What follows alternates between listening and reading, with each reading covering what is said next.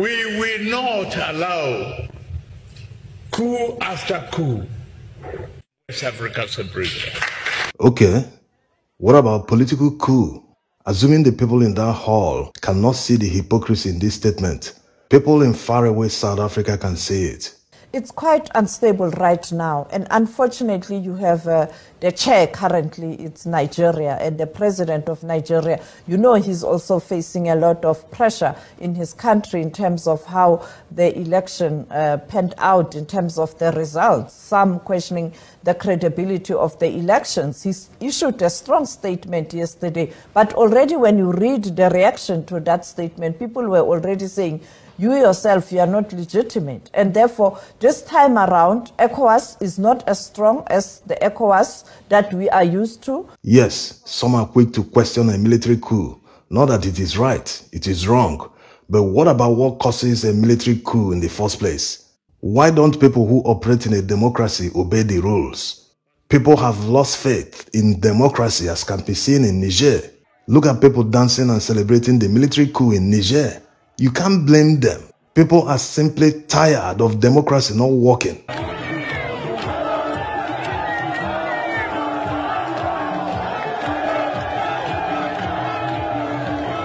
There are rules in a democracy. Why do politicians never obey the rules? Why is there so much impunity, corruption, profligacy? In a democracy, the only way to get to power is by standing in an election. A party nominates you, election comes and people vote for you, and the votes are counted and you are declared winner. But compare that to what happened in Nigeria during the election. It was a political coup.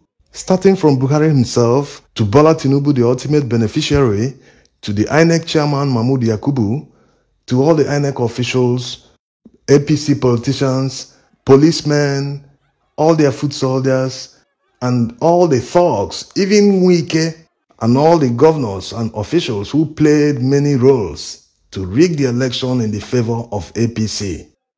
Why waste such money? Why waste more than 300 billion naira to conduct a political coup? The military coup in Niger didn't cost any life. It was a palace coup. They just took over, announced themselves in power. In Nigeria, many lives were lost, billions of naira wasted. In fact, the election is still inconclusive because they are still in court until the court determines the winner. Why didn't Buhari just declare Tinubu the winner? Why didn't he just hand over to Tinubu? And all this time we are wasting today, politicians and other interested parties would have gone to court. Maybe by now the Supreme Court will be on the verge of delivering judgment to declare it illegal, that the election will be held.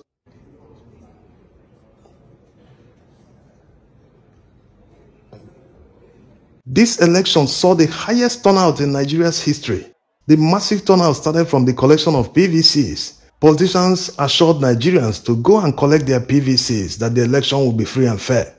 And INEC people knew from the statistics before them, they knew the people that were collecting the PVCs, where they come from, and who they are likely to vote for. So they started by disenfranchising them. There's no reason in 2023 with the technology available in the world that will prevent INEC from giving people their PVCs a few days before the election. There's no reason if everything is automated. But they don't want to automate everything because these are intentional bottlenecks created to frustrate the system. They don't want a free and fair election because in a free and fair election, none of them that calls themselves leaders today will win an election. No, they cannot. So they intentionally frustrate the system so that they can manipulate it. That's why an INEC official can delete an uploaded result on iRev and upload a fake one. Why should that be possible? These are loopholes created in order to manipulate the system. Upon all the disenfranchisement and manipulations, people still trooped out en masse on election day to vote, only to wait several hours with no INEC official to conduct the election. Some that bothered to show up came without forms to record the results. So the rigging started way back before the elections during the registration for collection of PVCs. Imagine what the resident electoral commissioner in Lagos said, that people were invading from another region to Lagos in order to vote in Lagos. Imagine what an INEC official said and nobody bat an eyelid. In fact, INEC said that he must conduct the election in Lagos. They didn't hide their bias. They didn't hide anything. Imagine the police spokesperson, someone that made threats to citizens of Nigeria. He said it was a joke. And those threats, they carried them out on election day. Please, if you don't want to vote for us, please sit down for They prevented people from voting because they looked differently. Ethnic profiling in Nigeria of 2023. And Buhari that swore on national television many times that he wants to leave a legacy of free and fair elections. He didn't do anything. He never uttered a word. He pretended as if it never happened. All that happened in Rivers, in Lagos, and other places widely reported on television, he never made a comment till today. Yes, they must have told him. APC guys must have told him, hey, the only way we can win this election is to rig. You destroy the Nigerian economy. We can't win a free and fair election. No, it's not possible. So the only way, they must have told him, is to allow us to rig the election.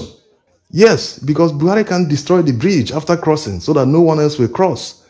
In 2015, they supported Buhari. He didn't have money for campaigns. So it's a payback to Tinubu and all the people that supported him. But that's not the business of Nigerians. Nigerians are supposed to determine the winner of the election, not INEC, not anybody. No other power should decide except the citizens. People have lost faith in democracy. Democracy is dying. It's already dead in Nigeria. It doesn't exist anymore. Compare the turnout in this election to other elections. People didn't come out to vote. Even the few that came out were playing football in the streets. Will you blame them? They already knew their votes will never count. So why bother? Just like any business, will you invest money in a business that you know you won't make profit? Why not go and party with the money? It's better instead of gambling with your money. So, but in this case, politicians, especially P2B, convinced many people to go and collect their PVCs and vote. Just go and vote. We'll handle the rest. He kept telling people during the campaigns. So people were convinced, especially because of his lifestyle. Being a governor for 8 years, and after that, up to today, no scandal, no single money lost. In fact, during the campaigns, he told people, go and verify. Up to today, nothing on the man. They have nothing on the man. So he inspired many people for the first time in Nigeria's political history. People spend their money on behalf of a politician without knowing him, without meeting him for the first time. That's the level of commitment that people invested in the election. Look at what happened. They stole the election, committed a political coup, and they have the guts to tell people that we will not tolerate coup in West Africa. So the Western world, the United States, France, the United Kingdom, they should understand that their policy towards Africa must change. You can't be saying you want democracy to survive in Africa and you keep supporting people who kill the same democracy. People are tired of a system that is not working. It's simply not working. Let's say the truth. There are rules in a democracy, but they don't obey them. Imagine the National Assembly buying bulletproof cars worth billions of naira in a country with more than 100 million poor people. Why are these people heartless? So the Western world should not say the election is over, we should carry on as if nothing happened. No, that's not the way to go. You should bring sanctions upon all the people that perpetrated the political coup on Nigerians. They should also implement a very strict policy that will block all funds being laundered to their countries, from African countries and Nigeria in particular. You can't say you're promoting democracy and people who get elected steal money and launder into your country and you accept it. That's not fair to Africans. The European Union spent millions of euros in this election, but look at how it turned out. It was like a wasted investment. Where they invested the money, they can't even account for it. Everything is written in their report. They are disappointed with the process. In fact, if they knew it would turn out this way, they would never have invested the money in the first place. So like everything in life, all actions have consequences. For democracy to thrive, all operators must follow the rules. There must be proper separation of powers. A president shouldn't be seeing himself as a king, who everyone should come under his authority. There are proper separation of powers. There's the judiciary arm, the executive arm, and the legislature. If people don't do the right thing in a democracy, then military intervention might be inevitable. So all the arms of government have the obligation to do the right thing. In a democracy, when someone feels cheated by the system, he will run to the courts to seek redress. What if the court fails the person? These are the reasons why people are losing faith. Some have lost it already. In fact, look at this election. Many people have turned their PVCs. They've vowed never to vote again because of what they saw. Some are still traumatized up to today. They just simply came out to vote in an election. And people were doing all sorts of things as if it's a war, just to prevent people from voting. And sometimes when you look at the past, you can't help but compare. Yes, the military guys are not trained to handle the economy. But Abacha was far better than Buhari can ever be. Yes, Abacha stole billions of dollars directly from the central bank. But in terms of the economy, Buhari's handling of the economy for the past 8 years was very poor compared to the Abacha years. So we hope that Nigerians will get their acts together and give democracy a chance once again. In their new democracy that they will try again, all parties must endeavor to follow the rules. We also hope that the Nigerian judiciary will live up to expectations to restore the hope of Nigerians in democracy. If that is not done, many people will never come out to vote again in future elections.